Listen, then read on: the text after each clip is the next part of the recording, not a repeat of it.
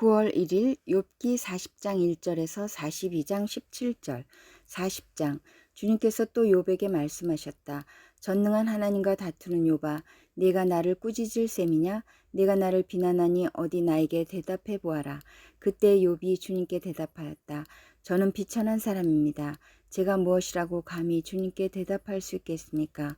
다만 손으로 입을 막을 뿐입니다. 이미 말을 너무 많이 했습니다. 더 할 말이 없습니다.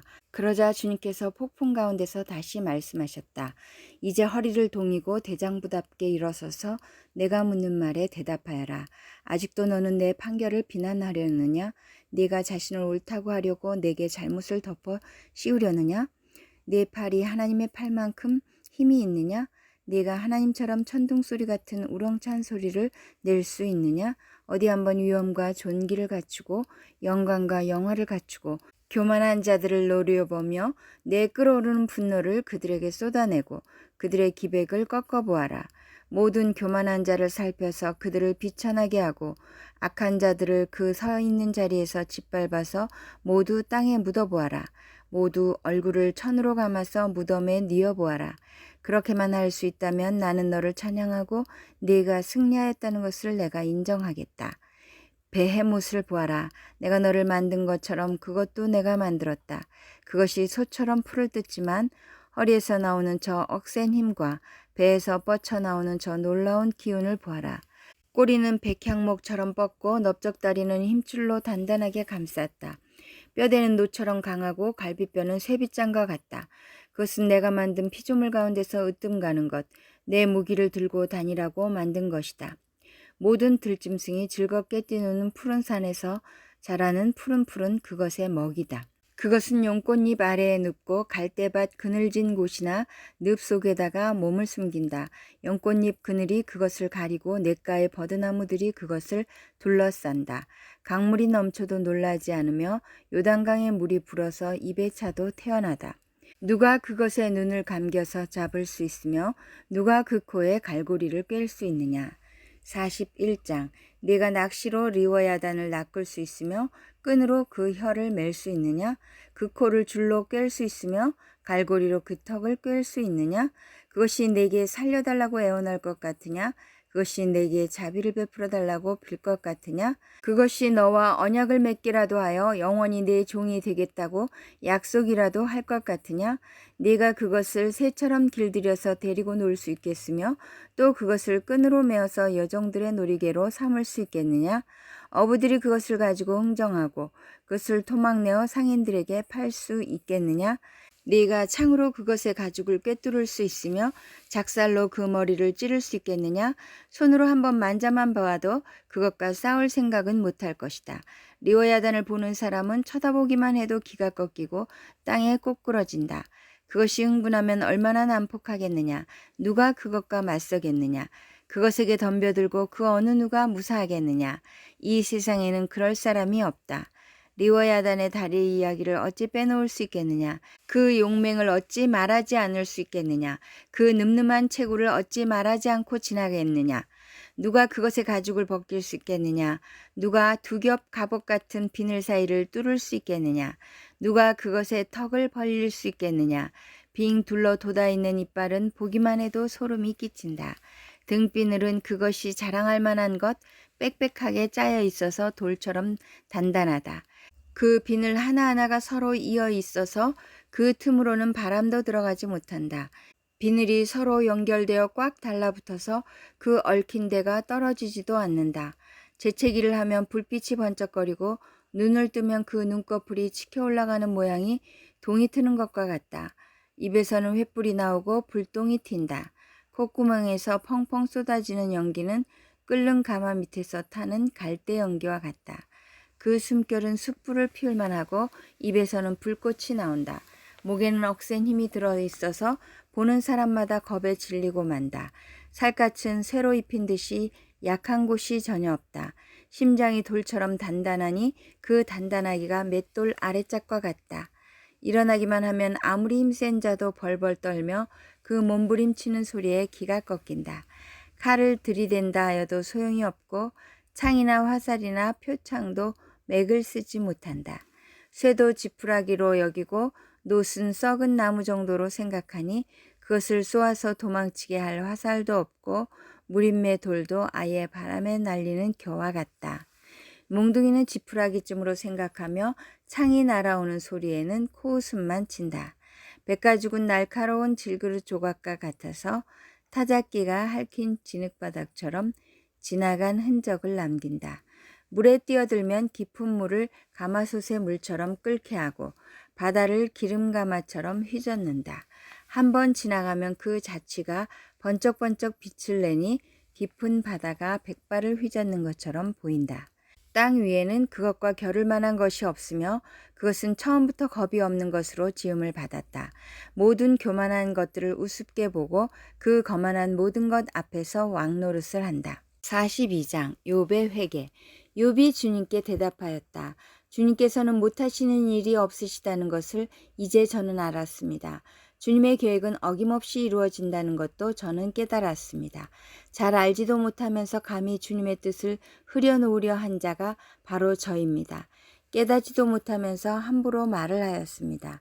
제가 알기에는 너무나 신기한 일들이었습니다. 주님께서 말씀하셨다. 들어라, 내가 말하겠다. 내가 물을 터이니 내게 대답하여라 하셨습니다. 주님이 어떤 분이시라는 것을 지금까지는 제가 귀로만 들었습니다. 그러나 이제는 제가 제 눈으로 주님을 뵙습니다. 그러므로 저는 제 주장을 거두어드리고 티끌과 잿더미 위에 앉아서 회개합니다. 결론. 주님께서 욥에게 말씀을 마치신 다음에 대만 사람 엘리바스에게 이렇게 말씀하셨다. 내가 너와 내 두 친구에게 분노한 것은 너희가 나를 두고 말을 할 때 내 종 욥처럼 옳게 말하지 못하였기 때문이다. 그러므로 이제 너희는 숫송아지 7마리와 순양 7마리를 마련하여 내 종 욥에게 가지고 가서 너희가 용서받을 수 있도록 번제를 드려라.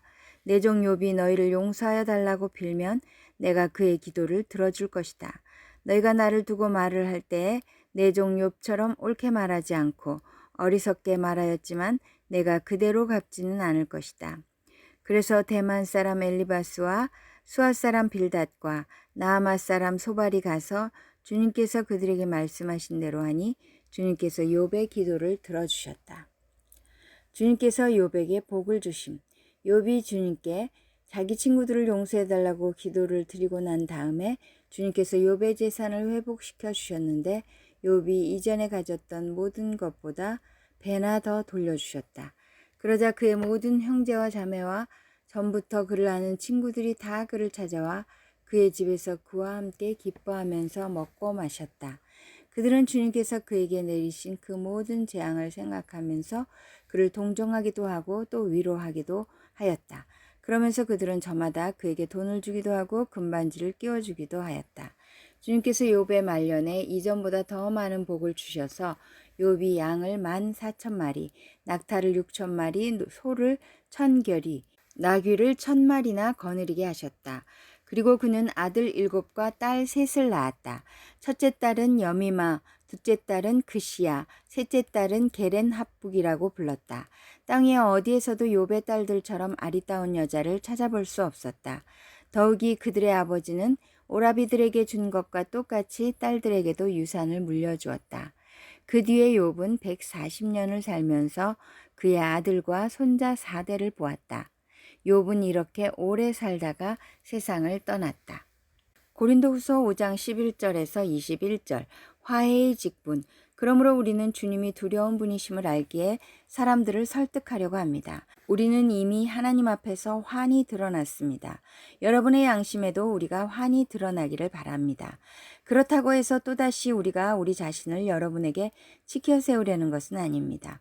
우리는 여러분이 우리를 자랑할 수 있는 근거를 여러분에게 드리려는 것입니다.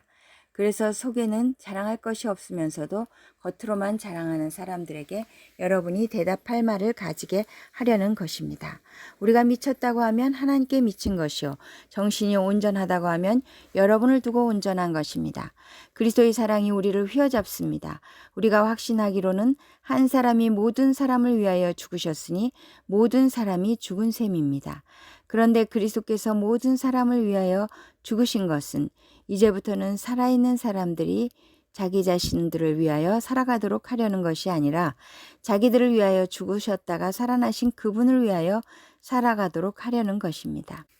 그러므로 이제부터 우리는 아무도 육신의 잣대로 알려고 하지 않습니다. 전에는 우리가 육신의 잣대로 그리스도를 알았지만 이제는 그렇지 않습니다. 누구든지 그리스도 안에 있으면 그는 새로운 피조물입니다. 옛것은 지나갔습니다. 보십시오. 새 것이 되었습니다. 이 모든 것은 하나님에게서 났습니다.